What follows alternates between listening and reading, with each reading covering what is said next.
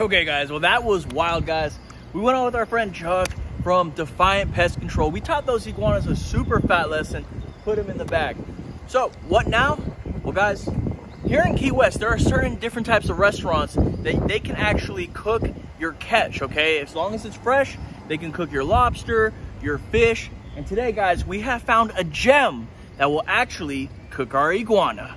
Follow me. Welcome to Jose's Nicaraguan restaurant. If you guys need iguana removal and you're in the Keys, you can hit up our friend Chuck. Chuck, what's the information again too? Defiant Pest Control, 305-797-3992. Bam. Yes, sir. Yep. Hit up our boy Chuck. He'll come out there. He'll teach those iguanas a super fat lesson. You'll put them in the bag. Oh.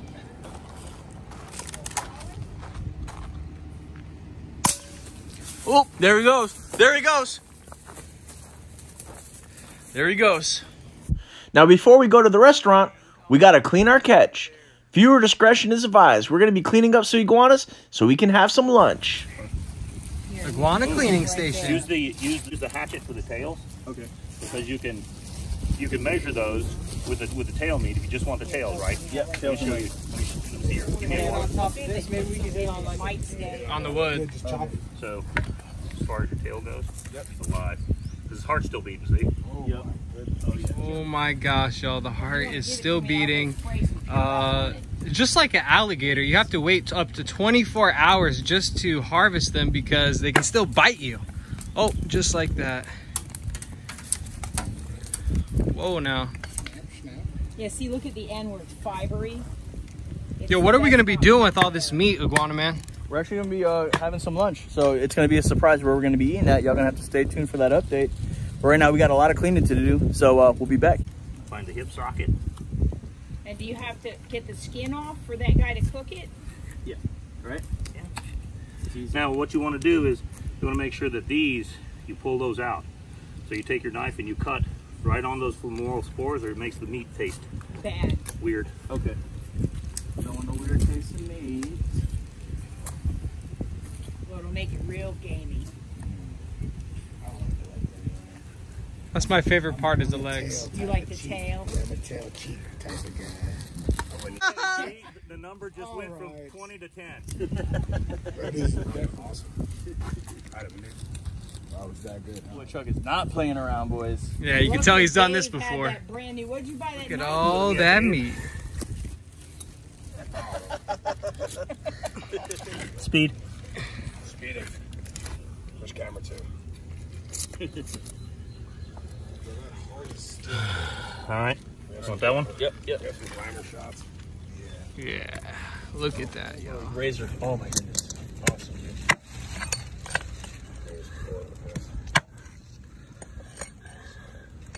dude.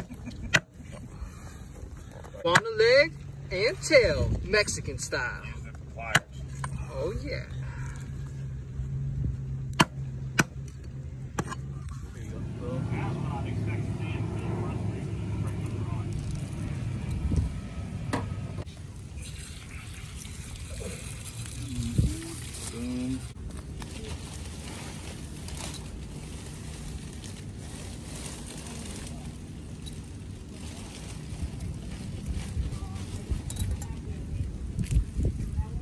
Walk anywhere crazy? Yep.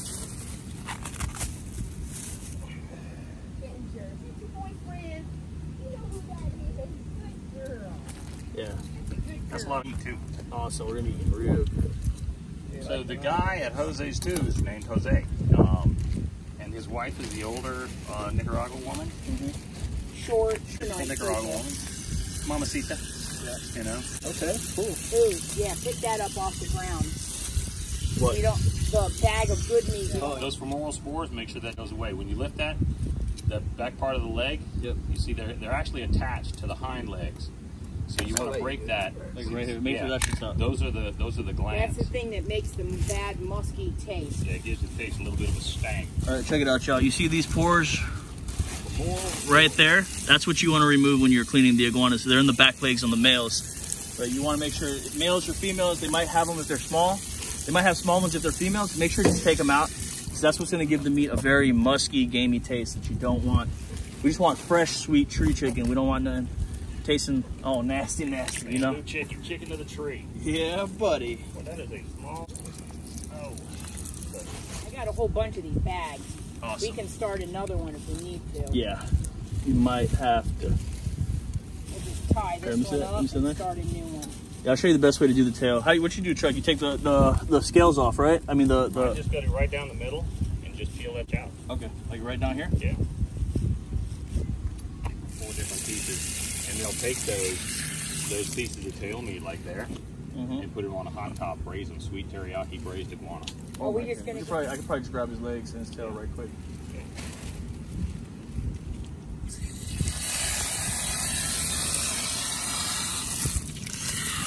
Exactly. Now I don't know what he's going to charge you guys to do this. That's fine. I got it. When we went there, we had probably 10 big iguanas, and we did. He did it in like 4 or 5 or 6 different ways. Yeah. And we had a bunch of sides come out, and it was $150. Perfect. So I don't know, what he'll do if you guys just do the meat, Yeah. I guess. I'm just giving you kind of a heads up. No, that's fine. So you kind of have an idea That's fine. what to expect. Yeah, I got it. It don't matter. I just want to get some, to me this is a bucket list thing, like dream come true type of deal, you feel me? So I don't care what it takes or what it costs, honestly. As long as we go there, we have some good food and we just vibe. Oh my goodness, guys, look at that. Iguana crossing the road, about to cause an accident.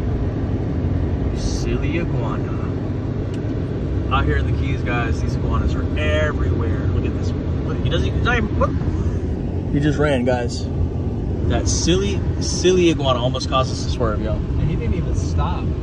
Or he didn't even move when I came close to him. Man, dude, they just really don't seem to care about much, yo. They're out here eating them flowers, sun bacon. But that's okay, because we have a solution to this problem. Stay tuned, we're about to show you guys this solution, and it involves eating. Okay, guys, well, that was wild, guys.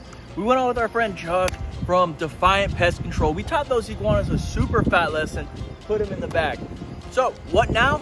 Well, guys, here in Key West, there are certain different types of restaurants that they can actually cook your catch, okay? As long as it's fresh, they can cook your lobster, your fish. And today, guys, we have found a gem that will actually cook our iguana. Follow me.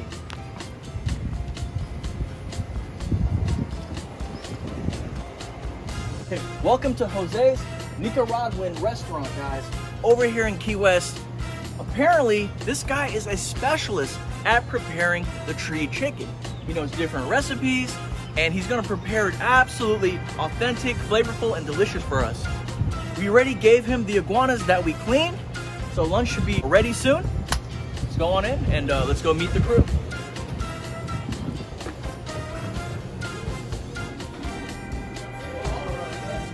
Thanks, Bryce. Nice to see you. How are you? So guys, we are over here at the restaurant. Beautiful water coming out with us. A little bit of lime. This is Jose's Stew, and Jose's Stew is a authentic Nicaraguan restaurant, and Nicaraguan fare actually consists of iguana. If you are from Nicaragua, it's a food source. It's not even out of the ordinary to say I eat iguana or anything like that. It's just one of those things that is on the menu all the time. The proteins that are out there that they go out hunting and harvesting. The best way to explain that is you've got a chicken that gives you breakfast every morning, 3 eggs or what the heck ever, and you've got an iguana that's sitting there eating your tomato bushes. What are you going to put in the pot first? The iguana. That's right. The iguana. It's the same thing. Chicken to the tree. They make it in traditional style soups. More importantly, like a chicken soup. So any recipe that you can use chicken for, you can predominantly use iguana for. It's a vegetarian, very light meat, takes on the flavor of whatever you spice it up with, and you can make it any way you make chicken. So okay, chicken of the tree, that's what they call it, right? Chicken of the tree. So we got the man from Nicaragua who has made these dishes for me. He's an expert at cooking this, huh? He'll make it in one of 5 different ways, and I told him to surprise us, so when it comes out, we'll be surprised on how he makes it. Oh. How many years has he been cooking iguana? His whole life. He is from Nicaragua. He came over here many years ago, settled in Key West, opened up a couple of restaurants. So potentially half a century cooking iguanas. Probably. And it's just, again, that was the lifestyle. It wasn't That's the way of life. That's the way of life. You want to survive. You want to feed your Iguana family. is a native local food source to the people of Nicaragua, and he's over here in Key West. And it seems like, I haven't tasted the food yet. The salsa is really good, but it seems like maybe he's brought some of the traditions from back over there over here to Key West. You're going to be pleasantly surprised. Wow. Well, Just the lines in here is a sure sign that this is a.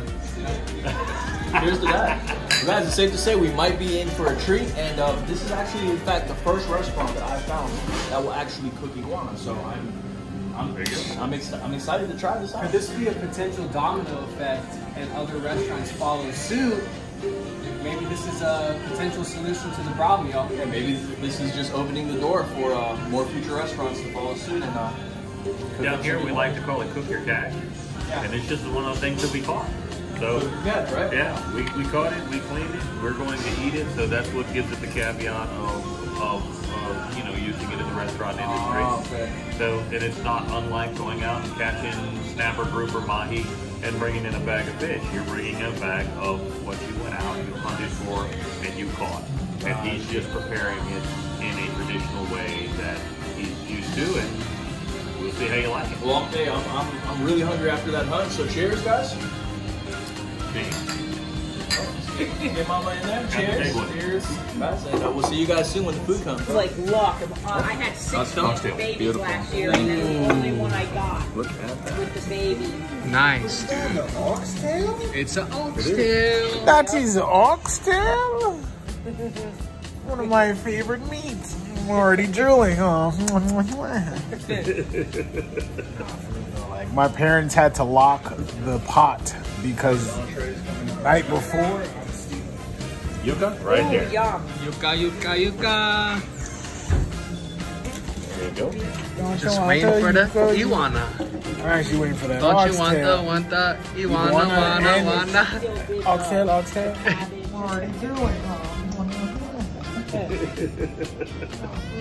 My parents had to lock the pot. First entree is coming out right now. Yuca? Right. Alright. All right, y'all. We're gonna be trying some cow tongue. Don't put it. That's how you do it. You slap the chip. After you eat it, you're going to realize you didn't need that chip. Yeah, And you're gonna definitely, go dude. slap your mom for making you do dumb. Go ahead. I'm listening. Iguanas? There it is. Oh yeah.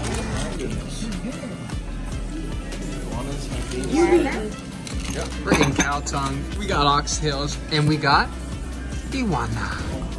Get right in the middle. That looks good. You've eaten. That looks like some Here, gourmet try a stuff few. right there, dude. The iguanas are being Yeah. served. Yep. What iguana? Give me that Right here. little napkin. I'm going to give him a piece too. Oh yeah. That looks like a gourmet dish right there. Cannot even lie. Oh. One extra plate, please. 2 extra plates, please. Check this out. I'll tell you what. All right. Piece of cow tongue.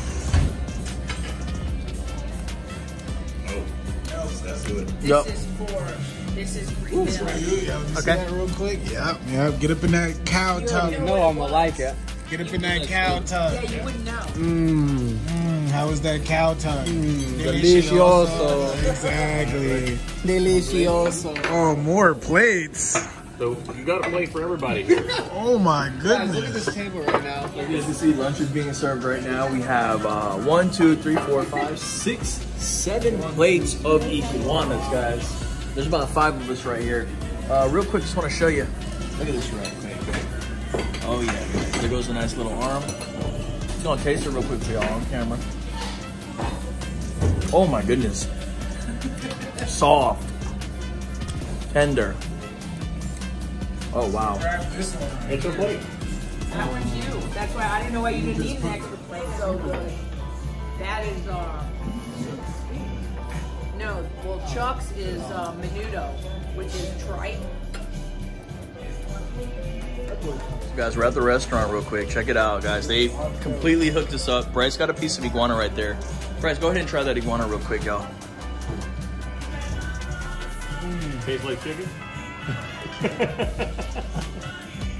Chicken, maybe mixed with like it kind of reminds me of a frog leg. Frog leg, right? What's the highlight of this is the spices on it. The delicate time that he spent preparing this, putting the spices on it, cooking it slow and steady. Tender. It's really tender.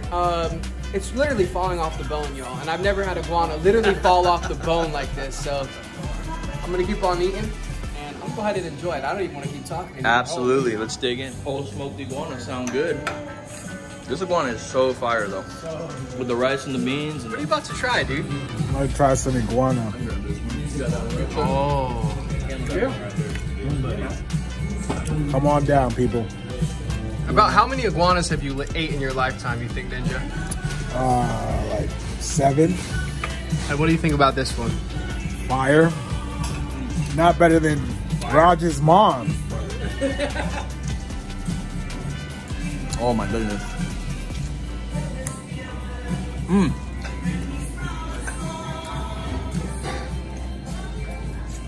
That's some real sweet meat right there, y'all. Very sweet, all white.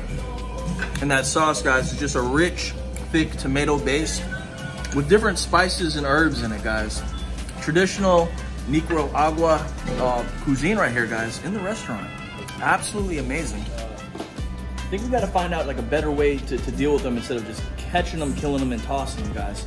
I think if more people were to try iguana meat and have it prepared professionally by people that actually know what they're doing, I mean, it might definitely change the opinion on some people's views. Look at that right there, guys.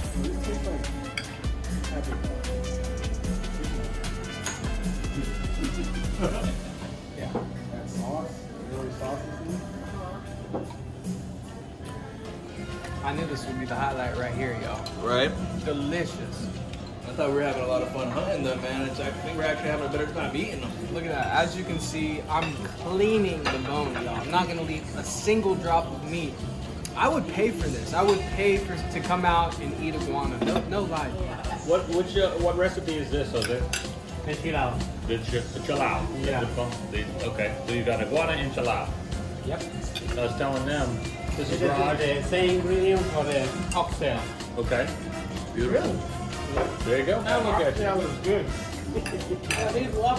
I loved it. I ate every bit of it. Clean the bone. All right, I can kill one for you. Beautiful, beautiful, man. So growing up, did you hunt iguanas growing up? And when you were in Nicaragua? Yeah. Yeah, and you guys ate them a lot. How often would you guys eat them out there? Well, this moment the season for taking iguana everywhere. And the egg. And the eggs. Yeah. Aphrodisiac. Wow, just like that. He's so awesome.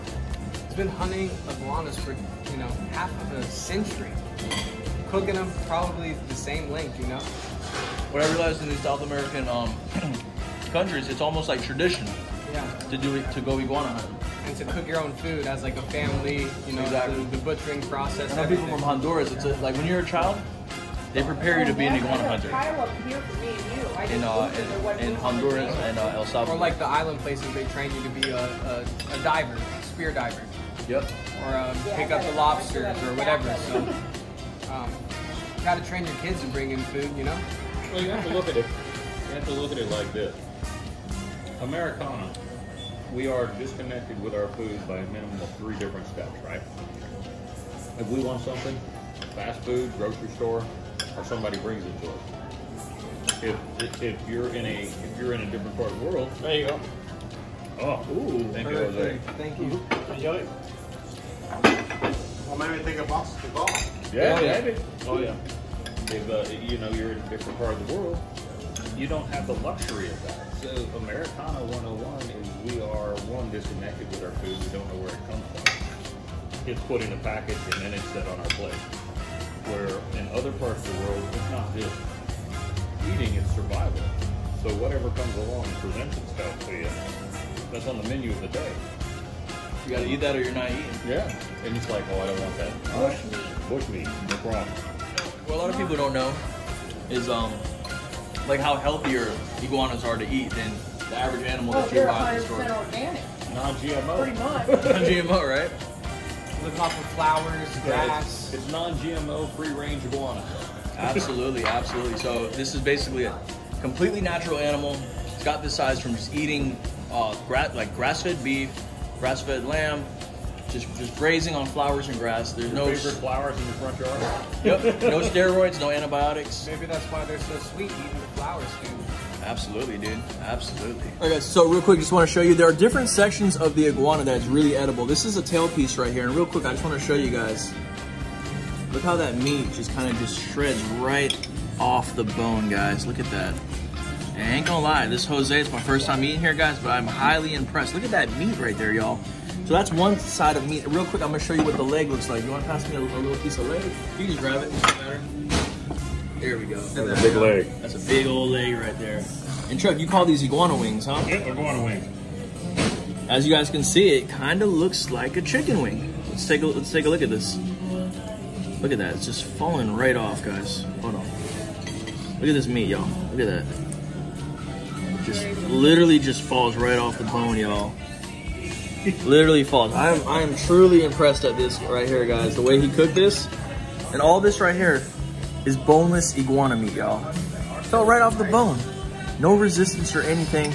And what you would do is you'd get this, get yourself a little plantains, a little bit of rice, slap some beans. Look at that bite right there, guys. That is the taste of Nicaragua in one bite here in the Florida Keys.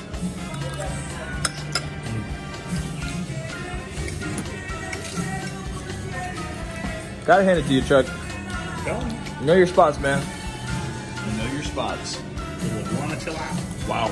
And you wouldn't have known this if you didn't read the book, though, dude. Yeah, if I didn't read this book, guys, I would have had no idea about how edible these things were. I would have no idea about what's going on here in the Keys. Honestly, that book, by me reading it, inspired me to make this trip. And guys, it's crazy. It's a small world. I was actually able to meet Chuck. He's right there, actually. Yeah, able to meet Chuck. So, guys, huge success. The food is delicious. This place is awesome. Good people, good vibes. There's so much fun stuff to do, guys. We were fishing, we're eating, we were iguana hunting, we're going back fishing, we're going back hunting. It's like a never-ending cycle of cool stuff out here. Oh, y'all, look at that. Nothing but bones, clean plate, not even a grain of rice on the plate. Same thing with rice right there, y'all. Absolutely. Best iguana insane. I've ever had. Yeah, look at that one too. Chuck wasn't playing around either, y'all. When it comes to eating, boy, I do it effectively in any language. Absolutely, guys. Wow. Talk about a treat, man. It's crazy, guys. Just about an hour ago, guys, these iguanas were crawling around, eating the native flowers out here, being a nuisance on the job. And just like that, y'all, we cleaned them, we caught them, we cleaned them, brought them to the restaurant. Now they're gone. Well, that's about all we have for y'all today. Hope you guys enjoyed. Let me know your thoughts if you think there should be more restaurants cooking iguanas. Would you ever eat iguana? I want to know. And comment down some recipes you might want to see Iguana Man and his friends do in the future. I want to give a huge special shout out to our friend Chuck for inviting us on this excursion.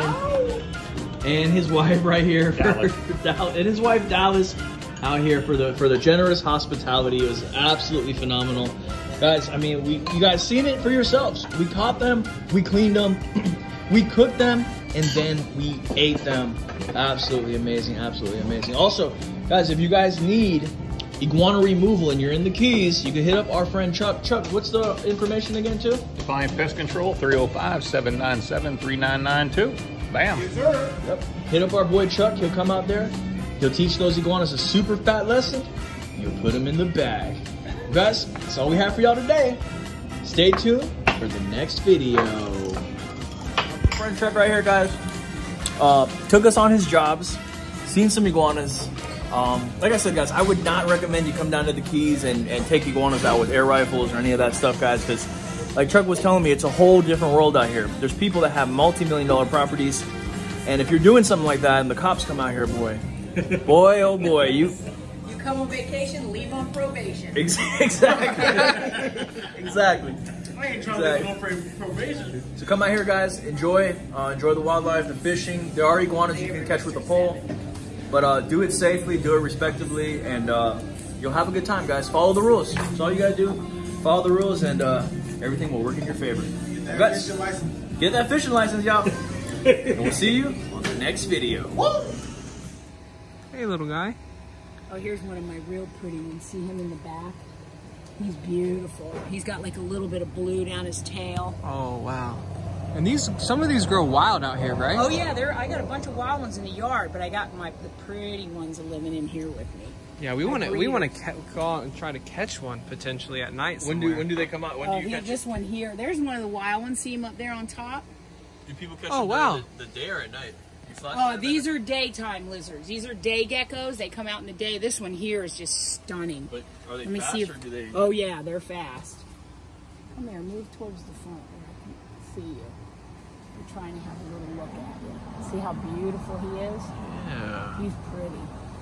I mean, these are used to being hand fed, so they're like tame. They're tamed, yeah. You know, they don't like being held. Their skin tears real easy, so you have to be really gentle with them. Wow. But these are them? You just by hand, like during the day? Yeah, you gotta. There's a little baby wild one right there. See him up there on the edge. You gotta like, I guess just. You have to just like I have a soft net, and I'll see them when they were going up the palms, and I'll put the soft net around the top, and then scare them up into it. Or I have a 5-gallon bucket that the top's cut off, and he's not really even scared. And sometimes I gotta watch him because he'll like jump right out on me and want to come out to visit. Yeah. I already fed them like twice today. They should eat a little more. There's my big angels. They love the cat food too. Wow.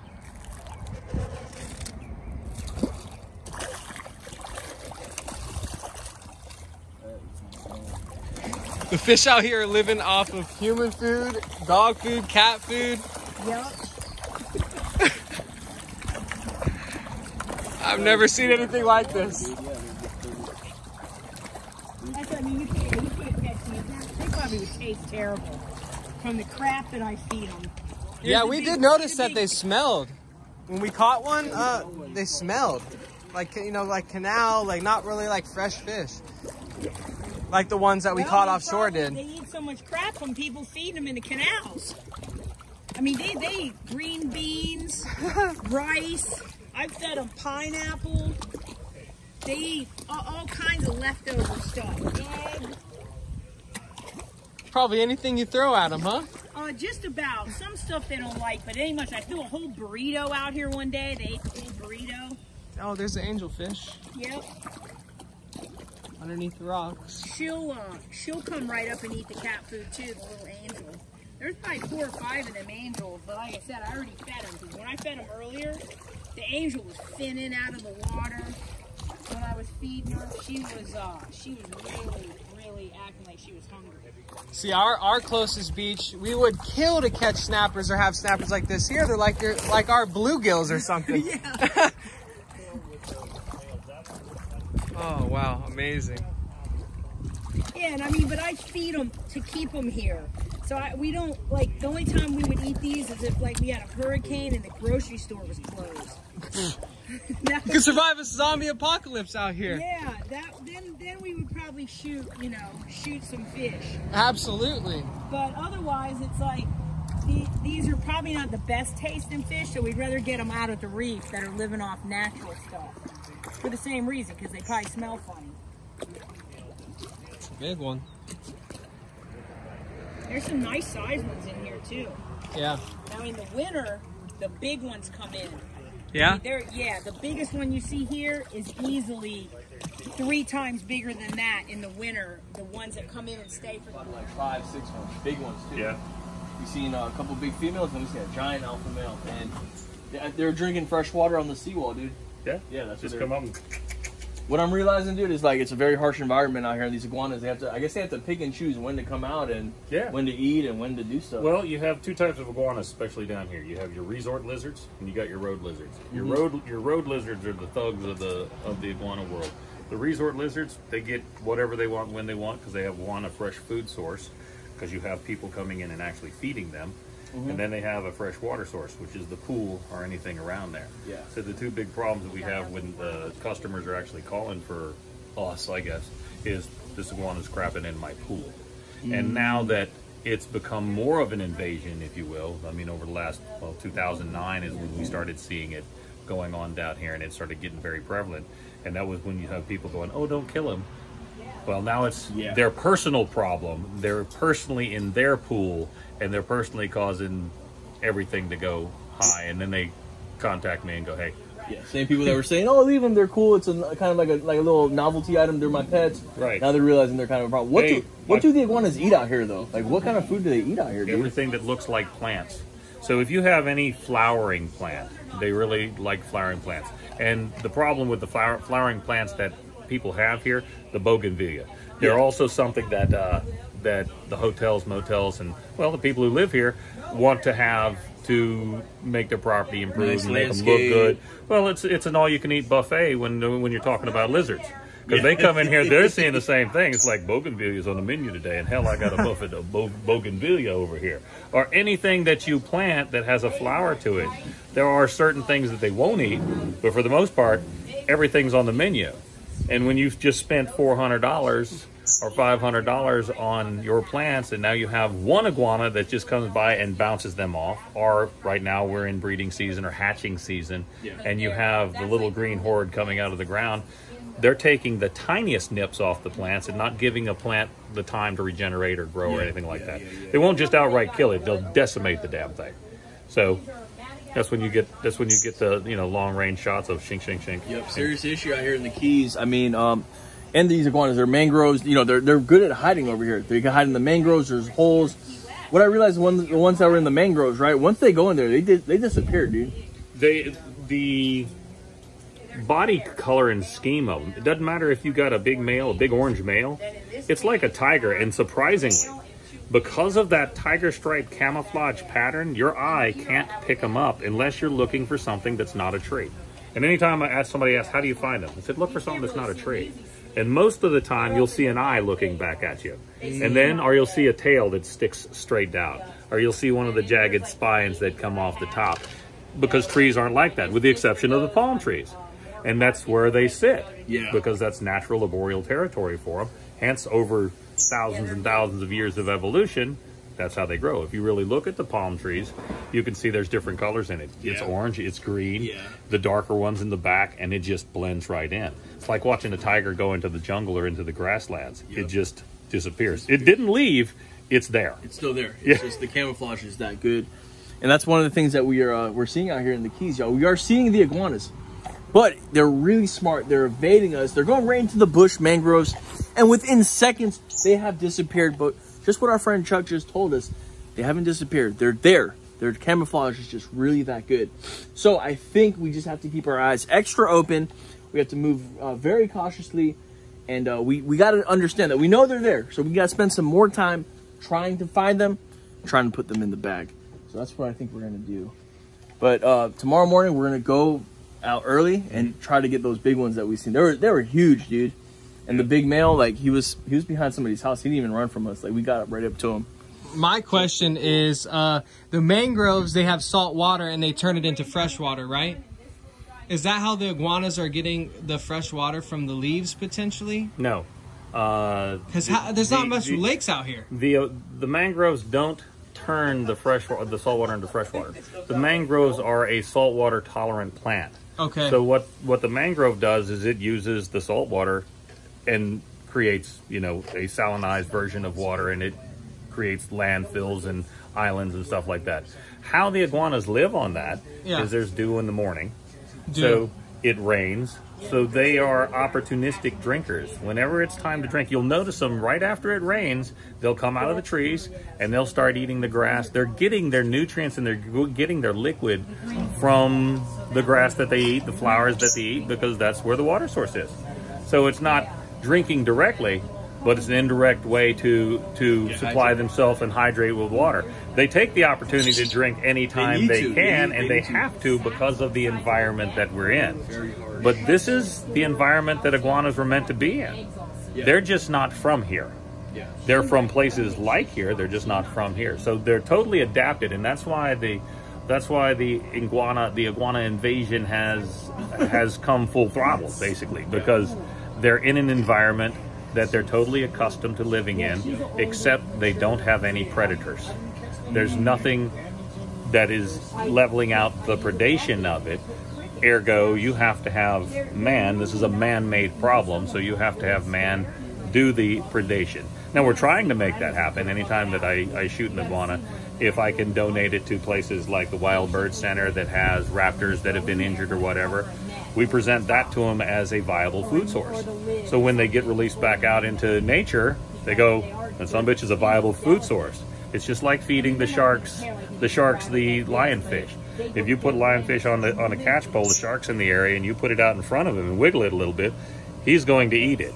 If he's training, dog training 101, if he's trained to do that, he's doing your job for you. So now they're out there eating lionfish. Same thing with the raptors and the birds of prey. If you say, hey, this is a viable food source you can eat, and they go do it, now we're trying to level out that nature. The invasives are out here now. You're trying to teach some of the native predators to prey on these lizards by giving them the food source, letting them know they are tasty. And then when they go back in the wild, they'll have their eyes open. They see an iguana, they'll be able to take it out. Genius, genius, genius.